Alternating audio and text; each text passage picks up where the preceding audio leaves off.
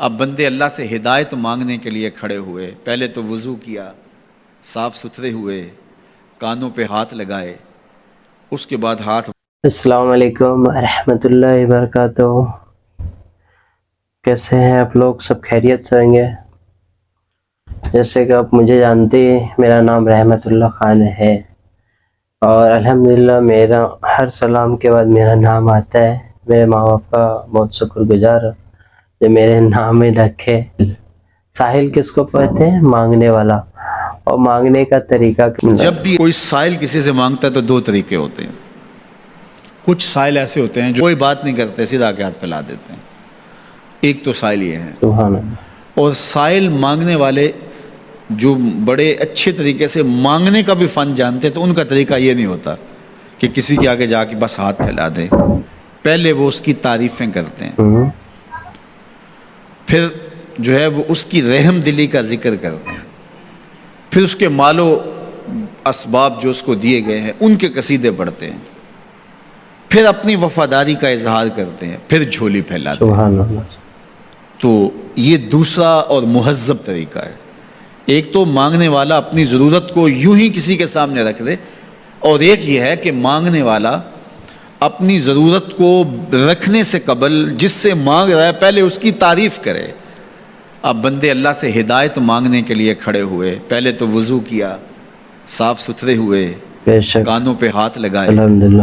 اس کے بعد ہاتھ باندھ کے ادب سے کھڑے ہو گئے، اور اب مانگنے لگے ہیں تو کیا بولے؟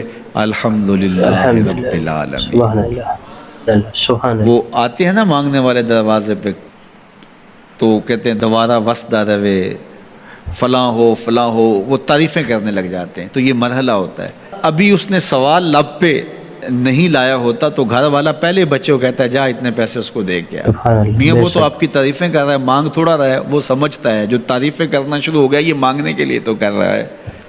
اللہ اکبر۔ تو جب بندہ الحمدللہ کہتا ہے رحمتیں اسی وقت برسنا شروع ہو سبحان جاتی اللہ، سبحان ہیں۔ الرحمن الرحیم۔ اللہ کے رحمت میں برسنا سخی کی شروع ہو دہلیز جاتا پہ ہے۔ کھڑا ہوں، جو رحمان بھی ہے جو رحیم بھی بے ہے، شک۔ محض اپنے کرم سے عطا کرتا ہے، رحم کی بھیک مانگ رہا ہوں۔ پھر کیا کہہ رہا ہے؟ مالک یوم الدین۔ کسی کنگال سے نہیں مانگ رہا، اس سے مانگ رہا ہوں جو مالک ہے، سبحان اللہ، سبحان اللہ، دنیا کا بھی مالک ہے، آخرت کا بھی مالک ہے۔ مالک ہے۔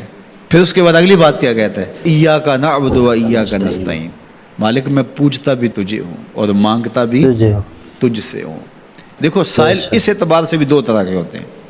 ایک سائل ہوتا ہے جو بائی پاس پہ اترتا ہے، ایک ایک گھر کے سامنے جاتا ہے، یہی طریقہ صحیح مانگنے کا، لیکن جاتا ہے ایک ایک گھر کے سامنے، تعریفیں کرتا ہے، اور مالک خانہ کو پتہ ہوتا ہے کہ یہ ہمسایہ سے بھی مانگ کے آیا ہے، میرے گھر سے بھی مانگ رہا ہے، اگلے گھر سے بھی مانگ رہا ہے، بے شک۔ تو وہ اسے تھوڑا سا آٹا دے دیتا ہے، 1 روپیہ دے دیتا ہے، اس کو پتہ ہے اس نے پورا گاؤں مانگنا ہے، آدھا گاؤں مانگ آیا ہے، آدھا گاؤں اس نے ابھی مانگنا ہے، تو سارے 1 روپے دیتے ہیں۔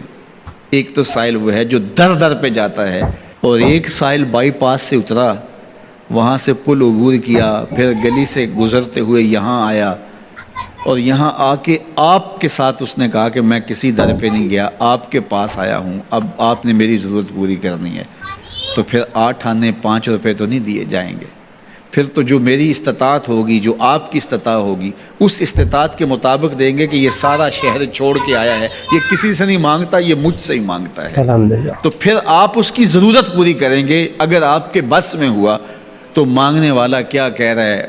ایاک نعبد، یہ پیشانی کہیں اور نہیں جھکتی، وایاک نستعین، یہ جھولی کسی اور چوکھٹ پہ پھیلتی نہیں۔ سبحان اللہ، سبحان اللہ۔ وہ کریم، وہ مالک رب جو تمام جہانوں کا رب ہے، میں اس کی دہلیز پہ کھڑا ہوں، اور آیا سیدھا اسی کی دہلیز پہ ہوں، نہ اس سے پہلے کسی در پہ گیا ہوں، نہ اس کے بعد کسی در پہ جانا ہے، تو پھر مالک بھی کرم نوازیاں اور رحمتیں اس کی جھولی میں ڈال دیتا ہے۔ اب اتنی لمبی تمہید باندھنے کے باوجود مانگا کیا؟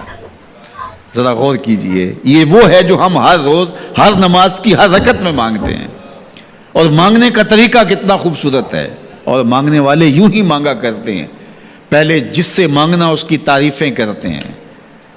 آپ نے مانگنے والوں کو دیکھا جو سلیقے سے مانگتے ہیں، تیرے بچے وسط رہیں، تیری جد آباد رہے، تیرا خاندان آباد رہے، وہ مانگتے ہیں، اس طرح پہلے تعریفیں کرتے ہیں، پھر کہتے ہیں تیری فیکٹریاں چلتی رہیں، تیرے جو ہے तेरी जायदाद बढ़ती रहे, तो वो उसके ख़जानों का जिक्र करते हैं और फिर कहते हैं कि ये फ़कीर न माना तेरी चौखट पे आया है, इसकी ज़रूरतें तू पूरी कर सुभान दे। अल्लाह, सुभान अब बंदा भी अल्लाह के हुजूर जब हाजिर होता है तो मांगने का सलीका क्या है? सबसे पहले कहता है अल्हम्दुलिल्लाह रब्बिल आलमीन। माशाअल्लाह मैं माशाअल्लाह। किसी कंगाल की चौखट पे नहीं आया, तमाम जहानों के पालनहार की चौखट पे आया। बेशक उसी की तारीफ़ें, इख्तियारी भी गैर इख्तियारी भी, वास्ते के साथ भी बिला वास्ते के साथ भी, उसी की खूबियाँ हैं, सारे उसी के कमाल हैं, वस्फ सारे उसी के हैं।